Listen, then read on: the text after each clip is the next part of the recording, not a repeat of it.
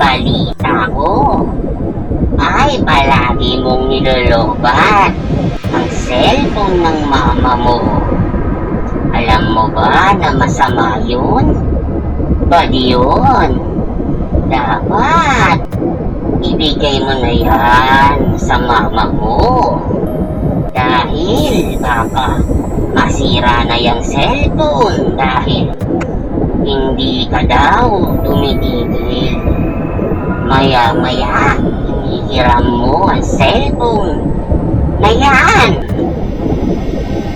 Paano na yan? Paano na yan mapupull charge at magagamit ng mama mo? Alam mo ba na ba yun?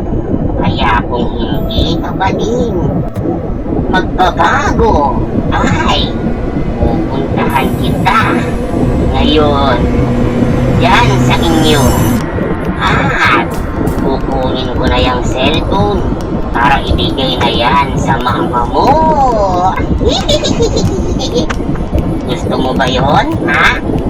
Kaya kung ayaw mo, ha, bigay mo na yan. Paalam!